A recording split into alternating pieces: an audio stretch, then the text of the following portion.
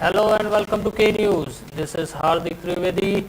Let's have a look on what is happening in India and in the world. Massive demonstrations against racism and police brutality filled some of the nation's most famous cityscapes, with tens of thousands of people marching peacefully in the scenes that were more often festive than tense.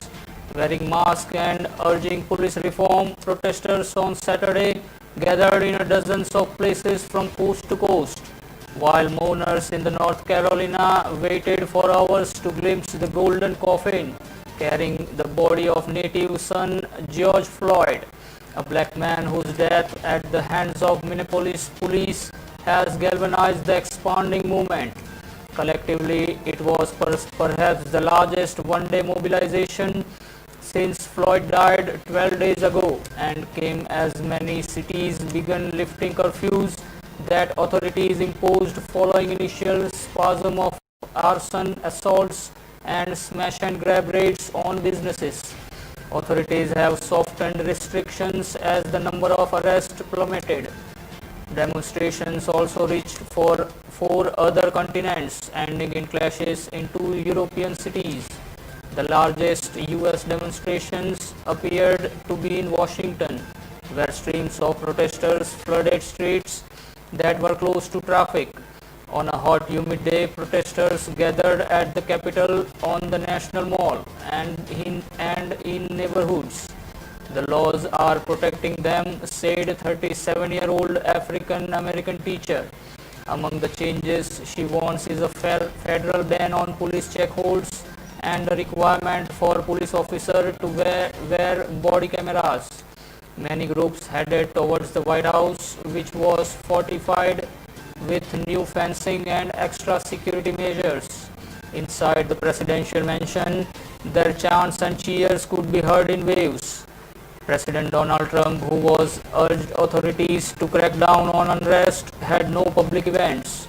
The demonstrations extended to Trump's golf resort just outside Miami, where about 100 protesters gathered. Elsewhere, the backdrops included some of the nation's most famous landmarks.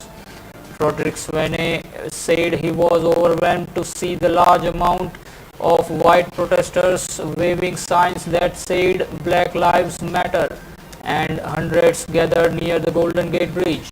We have had discussion in our family and among friends that nothing is going to change until our white brothers and sisters voice their opinion, said Swaney. The large turnout of white protesters in sending a powerful message. In Philadelphia and Chicago, marchers chanted, carried signs, and occasionally knelt in silence. Protesters flooded the streets in a massive showing near the Philadelphia Museum of Art and its famous Rocky Steps, chanting "No justice, no peace" before setting off for City Hall. Dozens of scientists doing research funded by Mark Zuckerberg say Facebook should not be letting President Donald Trump use of the social media platform to spread both misinformation and incendiary statements. The researchers, including 60 professors at leading US research institutions, wrote a letter to the Facebook CEO on Saturday, asking that he consider stricter policies on misinformation and incendiary language that harms people, especially during the current turmoil over racial injustice. The letter calls the spread of deliberate misinformation and divisive language the researchers' goal of using technology to prevent and eradicate disease, improving childhood education, and reform the criminal justice system. The researchers' mission is antithetical to some of the stances that Facebook has been taking, so we are encouraging them to be more on side of truth and on the right side of history, as we have said in the letter, said Deborah Marks of Harvard Medical School, one of three professors who organized the letter. The other organizers are Martin Kampman of the University of California, San Francisco, and Jason Shepard of the University of Utah. All have grants from a Chan Zuckerberg Initiative program working to prevent, cure, and treat neurodegenerative disorders, including Alzheimer's and Parkinson's disease. The initiative is run by Zuckerberg and his wife Priscilla Chan. They said the letter had more than 160 signatories. Shepard said about 10% are employees of Chan Zuckerberg foundations. The letter objects specifically to Zuckerberg's decision not to at least flag as a violation of Facebook's community standards. Trump's post that stated when the looting starts, the shooting starts, after unrest in Minneapolis over the videotaped killing of George Floyd, a black man by a white police officer. The letter's authors called the post a clear statement of inciting violence. Twitter had both flagged and demoted a Trump's tweet using the same language. The Associated Press emailed the Chan Zuckerberg Initiative press office for comment. It did not immediately respond. Some Facebook employees have publicly objected to Zuckerberg's refusal to take down or label misleading or incendiary posts by Trump or other politicians. But Zuckerberg, who controls a majority of voting shares in the company, has so far refused. Our current policy is that if content is actually inciting violence, then the right mitigation is to take that content down, not let people continue seeing it behind a flag. There is no exception to this policy for politicians or newsworthies. The downloading and decoding of the black box of the Pakistani airplane that crashed in a densely populated area last month has been completed, the French investigators have said. The Airbus A320 aircraft of the national carrier Pakistan International Airlines and had 91 passengers and a crew of 8 when it crashed into the Jinnah Garden area near the model colony in Mali on May 22, minutes before its landing at Karachi's Jinnah International Airport. 97 passengers died in the crash, 11 people on ground were injured. The 13-year-old girl who was injured on the ground died this week, taking the death toll in the accident to 98. An 11-member team of experts from the Airbus facility in the French city of Tortoise arrived in Pakistan after the incident to conduct an independent probe into the crash involving its aircraft. The French Bureau of Inquiry and Analysis for Civil Aviation Safety on Friday said in a tweet that downloading and decoding of the flight data recorder and cockpit voice recorder, the two components of the PK-303 black box, has ended. Analysis will continue. According to a report in the Dawn newspaper, Aviation Minister Ghulam Sarwar Khan had already announced that a preliminary report of the plane crash would be tabled in the parliament on June 22. The experts team had earlier this week left for France along with the FDR and CVR of the aircraft. The FDR records time, altitude, airspeed, heading and aircraft attitude and the in-flight characteristics. The CVR is a device used to record the audio environment in the flight deck for accidents and incident investigation purposes. It records and stores the audio signals of the microphones and earphones of the pilot's headsets and of an area microphone installed in the cockpit. The team of foreign experts, which included Airbus company representatives and members from the France, Germany, the UK and other countries, had visited the crash site and inspected the debris of the aircraft and the runway. Meanwhile, Pakistan's Civil Aviation Authority said in a letter on June 2 to the PIA that the pilot of the crash aircraft did not follow the instructions of the air traffic controller. The letter said the duty approach controller has raised a non-compliance report in respect of the pilot of PK-8303. It claimed that the pilot was warned twice about his speed and high altitude for approach, but he did not follow. Indian and Chinese military commanders agreed to peacefully resolve the current border issue in eastern Ladakh in accordance with bilateral pacts as well as the agreement reached between leadership of two countries, the External Affairs Ministry said on Sunday. The two sides held high-level military talks on Saturday in an attempt to resolve the month-long bitter standoff in mountains eastern Ladakh. Both sides agreed to peacefully resolve the situation in the border areas in accordance with various bilateral agreements and keeping in view the agreement between the leaders that peace and tranquility in the India-China border regions is essential for the overall development of bilateral relations, the MEA said in a brief statement. The military talks took place at the border personnel meeting point in Moldau in Chinese side of the line of actual control in Chushul sector. Both sides also noted that this year marked the 70th anniversary of the establishment of diplomatic relations between the two countries and agreed that early resolution would contribute to the further development of the relationship. Accordingly, the two sides will continue the military and diplomatic engagements to resolve the situation and ensure peace and tranquility in the border areas. The Madhya Pradesh government has transferred 16 IAS officers, including collectors of 7 districts and divisional commissioner of Indore.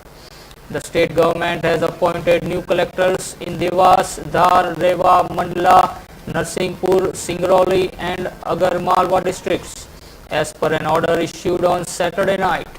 The newly appointed collectors are Alok Kumar Singh in Dhar, Lilia Raja T in Rewa, Ved Prakash in Narsinghpur, Anil Kumar Khare in Mandla, Chandramukhi Shukla in Devas, Rajiv Ranjan Meena in Singrauli and Avdesh Sharma in Agarmalwa. The existing district collectors of 6 of these districts except Singrauli have been shifted as deputy secretaries in the state, an official said. Bhopal Municipal Commissioner B. Vijay Datta has also been transferred as deputy secretary in the state and replaced by V.S. Chaudhary Kolsani, who was till now Singrauli's district collector. Besides, Indore Divisional Commissioner Akash Tripathi has been replaced by Pawan Kumar Sharma, who was Commissioner of the Narmada Valley Development Authority. Tripathi has been appointed as the Managing Director of the Jabalpur-based Madhya Pradesh Power Management Company. It's time for a short break. We'll join you in a short while.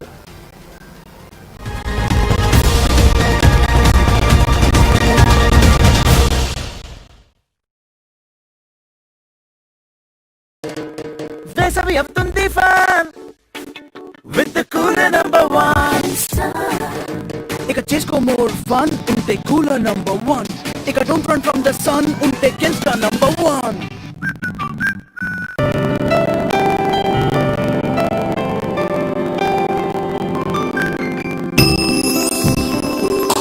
पहली नजर में हो गया मैं दीवाना दीवाना दीवाना इतना सुंदर जैसे कोई सपना सुहाना मैं दीवाना दीवाना कचरिया टाइल्स, जो देखे वो दीवाना।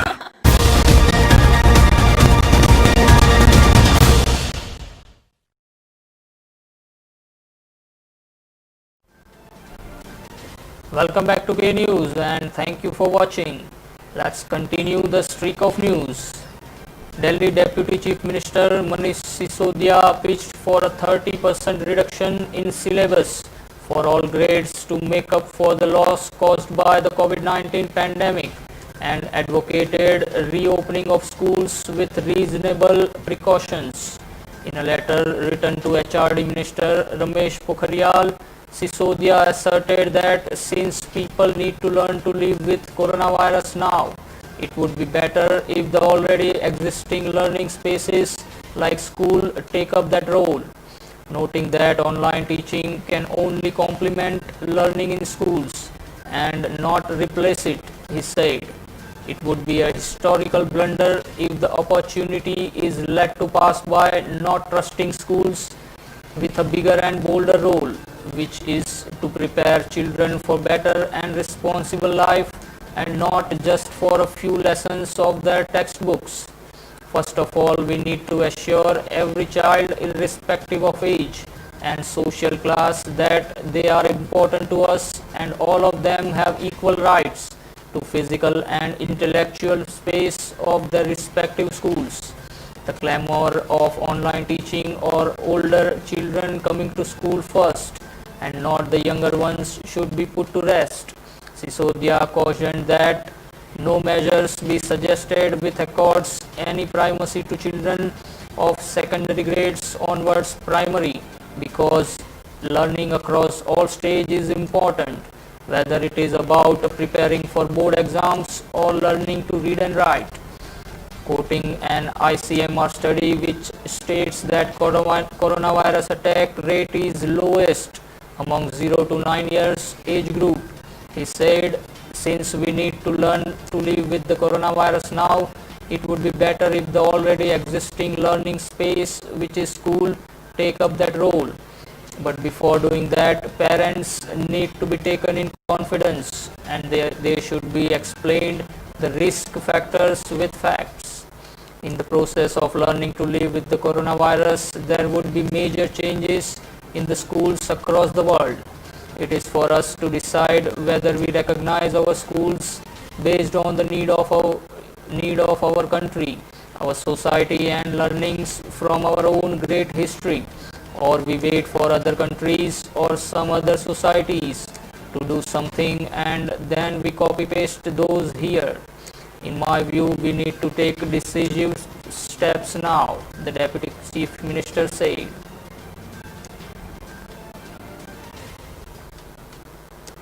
A plea has been moved before the Delhi High Court seeking resumption of normal judicial work in all courts in the national capital via video conferencing and e-filing.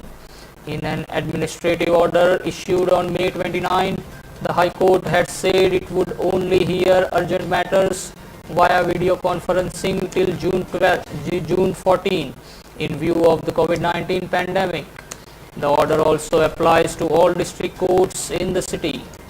The petition filed by Advocate S.B. Tripathi has sought a direction to the High Court administration to pass an order for resumption of normal judicial work via e-filing and video conferencing. It has also sought setting aside of the May 29 administrative order of the court.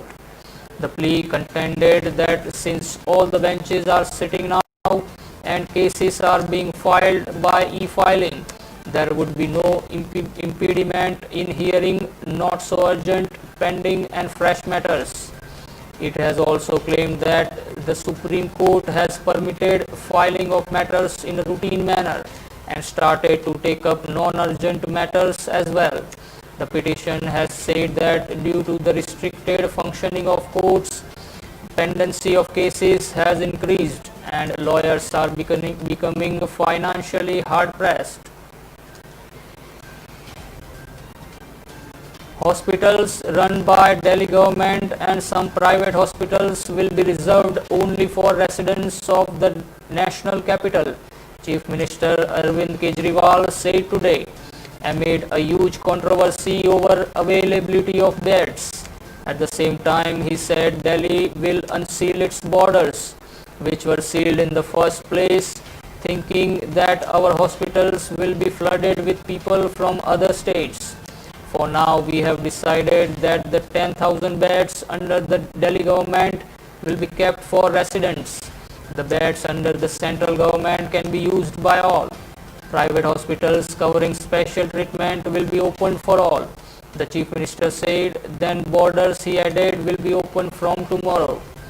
The number of coronavirus patients in the city has been spiraling over the last week, registering a jump of more than 1,000 patients each day. The total in the national capital has now crossed 27,000. The decision, Mr. Kejriwal said, was made on the advice of a special 5-member committee of doctors formed. The committee has estimated that by the end of June, Delhi will need 15,000 beds. They believe that the 9,000 beds that are currently with us will be taken over in 3 days if we allow people from the other states to take admission, Mr. Kejriwal said at a virtual press conference today. The Chief Minister had also sought suggestions from the people after reports of no availability of beds in hospitals. Many others were turned away by hospitals which said they were overrun with patients. Today, Mr. Kejriwal said 90% of the residents suggested that the hospital should be reserved for them till the coronavirus crisis is over. The Enforcement Directorate has filed the second supplementary charge sheet in the Manesar land scam case in Haryana. Former Chief Minister Bhupinder Singh Hooda is under probe in this scam, but he has not been named in the charge sheet filed on Sunday. The ED has named 13 individuals and entities in the charge sheet and has attached properties worth rupees 108 crores. The agency initiated money laundering investigation in the case on the basis of FIR registered by the Manesar police and the investigation carried out by the Central Bureau of Investigation and the Anti-Corruption Bureau. The FIR claims that Haryana government issued a notification in 2005 for acquisition of 912 acres for setting up an industrial model township in Manesar, Naurangpur and Lakhola villages under the Gurugram district. Many owners sold their lands at throwaway prices, resulting in a wrongful loss of rupees 1500 crore. The FIR further says the ED investigation revealed that builders and private entities extorted the land from the farmers and landholders on mirage rates by exhibiting the fear of acquisition. These builders in turn obtained licenses and gained handsome profits in fraudulent manner. Investigation further revealed that most of the land parcels were purchased by Abwell Group, which is controlled by Atul Bansal, who has been named in the ED charge sheet today. The Abwell Group sold the licensed and unlicensed land and licenses to developers, thereby making huge profits. Hooda has already been charge sheeted in scam by the CBI in 2018.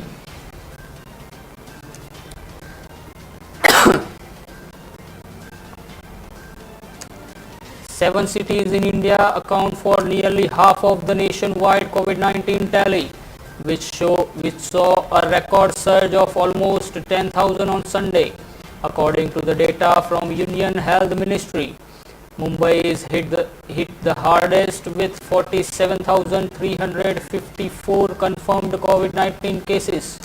Delhi comes next with the 27,564 cases of the coronavirus disease. Tamil Nadu capital Chennai is third with 20,993 cases and Kolkata has 2,684 cases. The numbers of these four cities add up to 98,595. Other major urban clusters affected by the deadly virus outbreak include Ahmedabad in Gujarat, Pune in Maharashtra and Indore in Madhya Pradesh. These are 13,968 cases of COVID-19 in Ahmedabad, 8,049 on Pune and 3,722 in Indore. When these numbers are added to the above tally, the overall number reaches 1,24,000 or 50% of the nationwide COVID-19 infections. India on Sunday reported 9,971 new cases of the coronavirus disease and 287 deaths. Another highest spike were recorded in the last 24 hours, according to the Union Health Ministry. With a tally of 246,628 infections, India is now the fifth worst hit country in the world, after the United States, Brazil, Russia, the United Kingdom, according to the America's Johns Hopkins University. The surge in numbers comes a day before several public places, such as places of worship, shopping malls and restaurants, are scheduled to open on Monday. This is also the fourth straight day India has seen more than 9,000 cases in a row. There are 1,20,000 active COVID-19 cases and 6,929 people have been killed after contracting the highly infectious disease, according to the Health Ministry's dashboard. With 1,19,292 patients were cured of COVID-19. India's recovery rate has now gone up to 48.36%. That's all for now. Keep watching K News. This is Hardik Trivedi taking your leave. Be alert, be positive, be safe.